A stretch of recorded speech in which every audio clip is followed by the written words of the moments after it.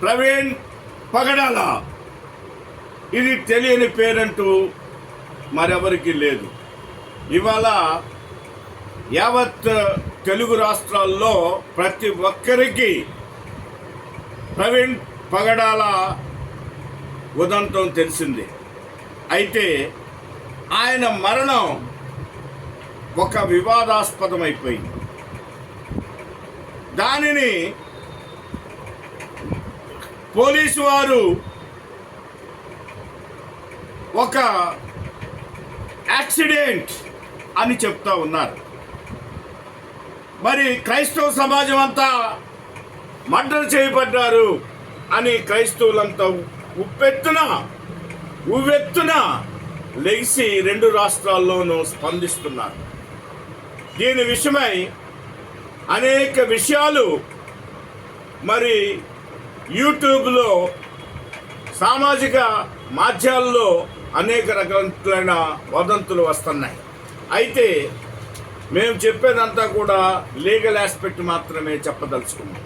నేను ఒక సుప్రీంకోర్టు లాయర్గా నేను చెప్పదలుచుకుంది ఏమిటంటే, మరి లేటెస్ట్గా వచ్చిన విషయం ఏమిటంటే, ఆయన హైదరాబాదులో బయలుదేరి విజయవాడ వరకు వచ్చినట్లుగా, మరి కోదాడ ఆ ప్రాంతాల్లో మరి ఆయన ఏదో చేయకూడని పనులు ఏదో చేసినట్టుగా, ఆ మద్యం షాపులోకి వెళ్ళినట్టు కూడాను వదంతులు వస్తూ ఉన్నాయి. అయితే ఆయన విజయవాడ వచ్చిన తర్వాత 3 గంటల సమయం ఆయన ఎక్కడున్నాడనేది పోలీసు వారు మరి బహిరంగపరిచారు. ఆయన విజయవాడ దగ్గరలో ఉన్న మరి రామర్పాడు దగ్గరికి వచ్చేటప్పటికి ఆయన ఒక సబ్ ఇన్స్పెక్టర్ గారి కంటిలో పడ్డాడు. ఏ దశలో పడ్డాడు ఆయన మరి ఆ బండిని పక్కన పెట్టి ఆయన మరి యొక్క శారీరక బలహీనత అనేది ఏదో కనిపిస్తూ బలహీనుడిగా ఉన్నట్టుగా అక్కడ చెప్తున్నారు. అదే కాకుండా ఆయన బండి యొక్క మరి హెడ్ లైటు అంతకు ముందుగానే పగిలింది అంటున్నారు. ఎవరు పగలు కొట్టారు, ఎట్లా పగలు కొట్టబడింది అనేది పోలీసు వారు ఎక్కడా చెప్పడం లేదు. అది చెప్పవలసిన బాధ్యత కూడా ఉంది. అంతేకాకుండా మరి ఆ సబ్ ఇన్స్పెక్టర్ గారు ఎవరైతే ట్రాఫిక్ డ్యూటీలో ఉన్నాడో, ఎవరైతే ప్రవీణ్ పగడాలను చివరిసారిగా చూశారో, ఆయనకి మంచినీళ్ళు కూడా ఇచ్చాడు. ఆయనతో మాట్లాడాడు. ఆయన్ని తీసుకుని వెళ్ళి టీ స్టాల్ దాకా తీసుకెళ్ళాడు. టీ కూడా తాగాడు. టీ తాగిన వ్యక్తితో కూడా ఆయన మాట్లాడటం జరిగింది. అంటే దాదాపుగా చివరిసారి టీ తాగని, మంచినీళ్ళు తాగని ఆ సిఐ గారి దగ్గర, ఎస్ఐ గారి దగ్గర, నెక్స్ట్ ఈ టీ స్టాల్ అతనితోనే మాట్లాడినట్టుగా మన రుజువులు కనిపిస్తూ ఉన్నాయి. అయితే ఆయన అప్పటికి ఎటువంటి ఆల్కహాల్ తాగినట్టుగా ఎక్కడ కూడా రుజువు లేదు. ఆయన తాగలేదని పోలీసు వారే చెప్తున్నారు. కాబట్టి ఎవరైనా సరే తాగి ఆయన డ్రైవ్ చేశాడని ఎవరైనా అంటే దాన్ని ఒప్పుకోవటానికి వీల్లేని పరిస్థితి ఉంది. డ్రంక్ అండ్ డ్రైవ్ అని కానీ, లేకపోతే అక్కడ ఎస్ఐ గారు చేసిన చిన్న మిస్టేక్ ఒకటి కనపడుతుంది.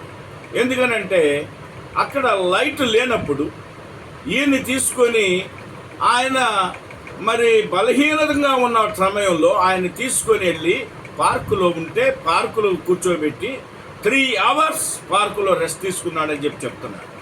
8 గంటల తర్వాత ఆయన డ్రైవ్ చేసుకుని వెళ్తున్నప్పుడు అక్కడ హెడ్ లైట్ లేనకుండా ఒక ట్రాఫిక్ ఎస్ఐ గారు హెడ్ లైట్ లేని వెహికల్ని అలౌ చేయకూడదు. ఎందుకనంటే ఆయన మరి అంతకుముందే హెడ్ లైట్ పోయింది కదా. హెడ్ లైట్ పోయిన తర్వాత చీకటిలో ఆయన ప్రయాణం చేస్తున్నప్పుడు ఆయన్ని చెయ్యొద్దని చెప్పేసి అని అవసరమైతే ఆయన మీద కూడా కేసు పెట్టుంటే ఇవాళ ప్రవీణ్ పగడాల బతికే ఉండేవారు. ఎందుకు చేయలేదు? అది పెద్ద క్వశ్చన్ మార్క్. రెండవది, టీ స్టాల్ అతను వెళ్ళిన తర్వాత, సార్ మీరు పరిస్థితి బాగోలేదు, డ్రైవ్ చేయొద్దు, వెళ్ళకండి, అవసరమైతే మీరు చూస్తుంటే మరి కొంచెం స్టైలిష్గాను మరి ఆర్థికంగా దీంట్లో ఉన్న ఆయన గ్రహించాడు. చేసి మీరు ఇక్కడే హోటల్ ఉంది, అవసరమైతే హోటల్లో ఉండండి, నా బండి ఇక్కడ పెట్టండి, మా హోటల్ దగ్గర, మా టీ స్టాల్ దగ్గర పెట్టండి అని కూడా ఆయన చెప్పినట్టుగా ఆయన చెప్తున్నాడు. కాబట్టి ఇదంతా చూస్తుంటే ఆయన చివరి దశ, ఆయన చివరి యొక్క ప్రయాణం దేవుని సన్నిధిలో దగ్గరగా ఉందని మనం ఒప్పుకోవాలి. దేవుడు అదే చివరి ప్రయాణంగాను ఆయన యొక్క ప్రాణం రాజమండ్రి దగ్గరలో తీసుకోవాలని ఆయన ఉద్దేశం కలిగి ఉంటే ఎవడు దాన్ని ఆపలేడు. అది యాక్సిడెంట్ ద్వారానా, ఎవరన్నా చంపడం ద్వారానా, అది మనం చెప్పలేకపోయినప్పటికీ ఇప్పుడు అయితే కొందరు విమర్శిస్తున్నారు, దేవుడు యేసు ప్రభు ఆయన ప్రాణాన్ని ఎందుకు కాపాడలేదు, ఆ రాధా మనోహర్ దాస్ అనేవాడు ఇంకో శరీరం ఇవ్వచ్చు కదా, ఆయనకి మళ్ళా తిరిగి ఆయన బతికుండొచ్చు కదా అని మాట్లాడుతున్నారు. అదేవిధంగా చాలామంది అంటున్నారు, ఆ యొక్క ప్రవీణ్ పగడాల్ అనేవాళ్ళు చాలామంది పుడతారు అని చెప్పేసి కూడా అంటున్నారు. దీంట్లో ఉన్న మర్మం ఏమిటంటే ఇది దేవుని క్రియ. ఇటువంటి వాళ్ళు అనేక మంది హతసాక్షులు అవుతారు, దేవుని రాకడకు ముందు జరుగుతాయి అని బైబిల్లో రాయబడి ఉన్నది. కాబట్టి